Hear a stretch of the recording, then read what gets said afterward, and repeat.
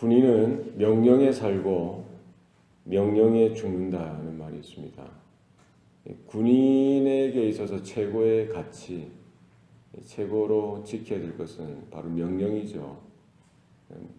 자기가 원하고 자기가 좋아하는 것대로 하는 것이 군인이 아닙니다. 군인은 명령에 따라 살아가는 거예요. 상명하복, 이게 제일 중요합니다. 그래서 최전방에 있는 군인이든 후방에 있는 군인이든 군인이라면 명령을 따라 살아가야 돼요. 목에 칼이 들어오고 총이 겨누어져도 명령을 지켜야 되는 거예요. 명령을 지키지 않으면 군인이 아닙니다. 그래서 군인에게서 제일 중요한 것은 명령을 따라 살고 명령을 따라 죽는다는 것이죠. 이 성도들에게도 또 똑같이 적용되는 것 같습니다. 어떻게 보면은 우리 성도들, 하나님의 자녀들은 하나님의 군사로 부름받았다는 거예요. 그러니까 우리가 신앙의 삶에 있어서 가장 중요한 가치는 뭡니까? 내 의견이나 내 사고, 내 이념, 내 생각, 내 느낌, 이것을 초월하는 겁니다. 그 위에 뭐가 있다는 거예요? 하나님의 명령이 있다는 거예요. 하나님의 말씀이 있다는 겁니다.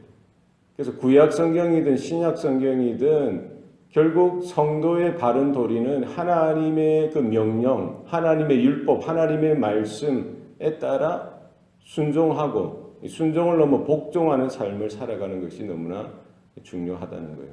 예수님도 죽기까지 복종하셨다라고 이야기합니다. 그러니까 우리가 이해가 되어지든지 이해가 안 될 때에도 또 내가 원할 때뿐만 아니라 내가 원하지 않을 때에도 또 내가 기분이 좋을 때뿐만 아니라 기분이 이렇게 좋지 않을 때에도 하나님의 말씀이면 하나님의 명령이면 우리는 100% 전적으로 순종하는 쪽으로 복종하는 쪽으로 나아가는 것, 그것이 성도의 바른 도리가 되겠습니다.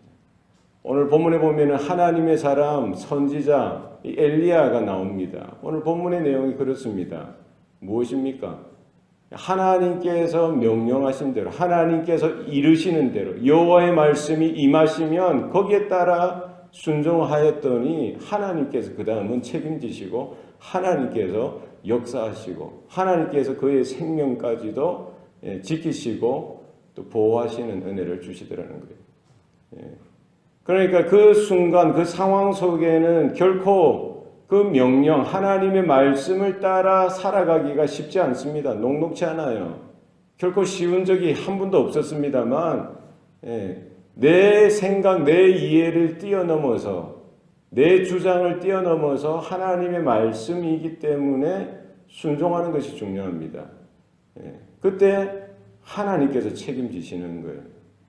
오늘 본문에 보면은 하나님께서 엘리야에게 명령하십니다. 아합 왕에게 가서 하나님의 말씀을 전하라는 거예요. 그 땅에 비가 오지 않을 것에 대해서 이제 곧 가뭄이 들 것에 대해서 전하라는 겁니다. 이거 뭡니까? 하나님의 심판, 하나님의 진노가, 하나님의 징계하심이 그 아합 가운데 또 아합이 섬기는 그 유대 땅 가운데 나타날 것에 대해서 말하라는 겁니다. 이게 선지자로서 사실 말하기 힘들죠. 아합이 누구입니까? 폭군이지 않습니까? 악명이 높은 이런 악한 왕이었어요. 그런 사람 앞에 가서요, 아무리 하나님 말씀이라고 해도 그것을 이야기하다가 죽임을 당할 수 있는데 결국 하나님의 명령은 우리의 목숨까지도 내어놓고 하나님만 바라보고 하나님만 의지하고 하나님만 향하지 않으면 결국 순종할 수 없는 그런 요구가 되는 것이죠. 엘리야는 그냥 순종하는 겁니다. 그게 하나님의 사람이고요. 선지자가 해야 될 도리이고 결국 우리의 성도들의 모습도 마찬가지입니다. 어떻게 보면은 이성적으로 우리 상식으로 생각하면은 여러 가지 정황이나 상황을 판단하면은 당연히 안 되는 이야기지만 하나님께서 하라는 거예요. 하나님의 도구로 쓰시겠다는 겁니다. 우리도 엘리야처럼 이렇게 할 수 있어야 됩니다. 이 시대의 목회자들이 엘리야처럼 목숨까지 내어 던지고 목숨이 뭐가 중요합니까? 한 번 태어나면 한 번 죽는 거 아니겠어요? 거기에 연연하다 보니까 하나님이 명령하신 대로, 하나님이 말씀하신 대로 이게 잘 안 되는 거예요. 예, 그래서 하나님이 전하라면 그 말씀을 전하면 되는데 다른 게 나오는 거예요. 강단이 하나님의 메시지가 흐려지는 겁니다. 이 시대에 하나님의 목회자들이 바로 설 수 있도록 우리는 기도해야 합니다. 우리 성도들도 마찬가지예요. 하나님의 명령에 따라, 하나님의 말씀에 따라, 복음에 따라, 하나님의 부르심에 따라 믿음으로 순종하는 우리 성도들이 될 수 있기를 소원합니다. 하나님께서 그 엘리야에게 또 피할 길을 열어주시는 겁니다. 정말 죽을 수 있는 그런 미션을 주시고 그것을 다 이행하고 나서 피할 길을 열어주시는 거예요. 요단강 동쪽으로 그리 시냇가로 빨리 도망가서 숨으라는 거예요. 거기에 숨어서 그 시냇가의 물도 마시고 그럼 내가 너에게 살 수 있는 길을 주겠다는 거예요. 까마귀로 하여금 너를 먹이도록 하겠다라고 하나님이 말씀하시는 거예요. 그리고 가서 숨었고요. 그 그리 시냇가의 물을 또다 마시면서 그 시간을 보냈습니다. 근데 이제 보니까 까마귀가 와서 떡도 가져오고 고기도 가져오는 거예요.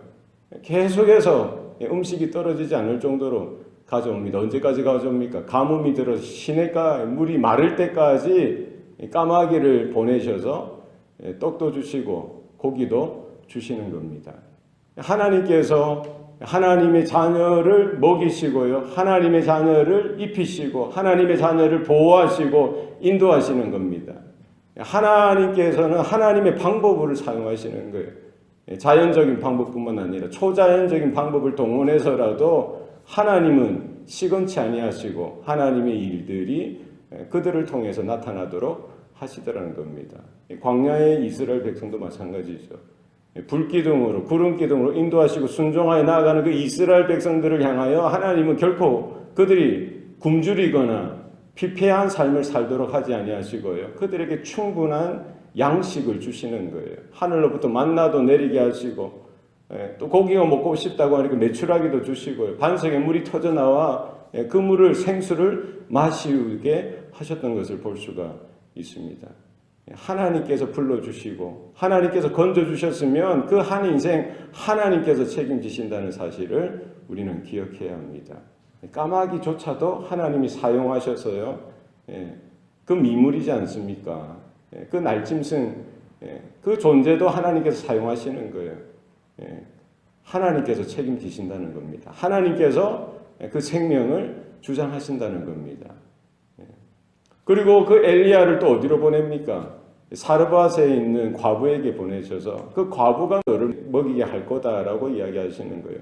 그 가뭄과 그렇게 음식이 없는 그 상황 속에서도 하나님은 하나님의 또 방법을 또 동원하시는 겁니다. 가난한 과부의 그 수고를 통해서요.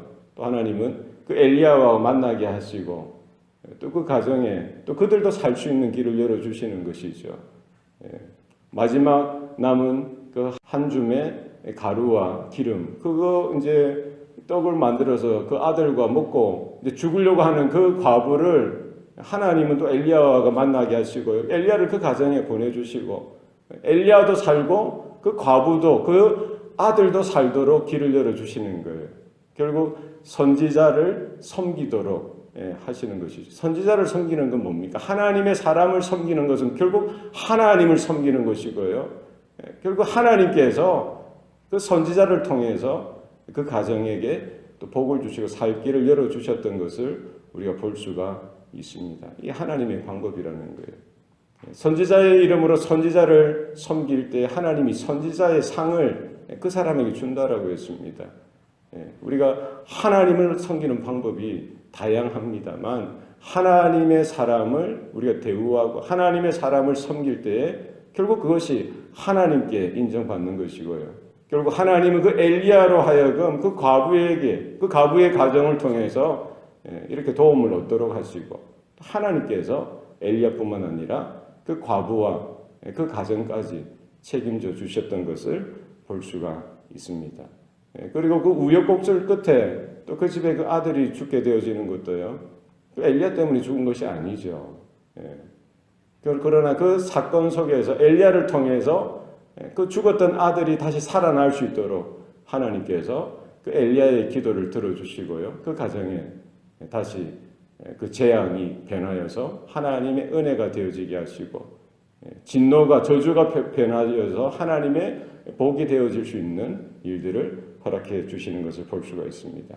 엘리야의 걸었던 삶이 결코 외롭거나 또 힘든 그런 인생이 아니라 하나님께서 함께해 주셨을 때에 하나님께서 역사하시는 그런 복된 인생이었던 것을 우리가 발견할 수가 있습니다. 성도된 저와 여러분의 삶 가운데에도 여전히 힘들고 어려울 수 있지만 하나님의 말씀을 듣고 하나님의 말씀을 분별하여서 하나님의 말씀이라면 우리가 순종할 때에 하나님께서 우리의 삶을 주장하시고 책임지시고 또 하나님께서 역사하신다는 분명한 사실을 믿음으로 바라보는 저와 여러분의 삶이 오늘도 되시기를 축원합니다. 기도하시겠습니다.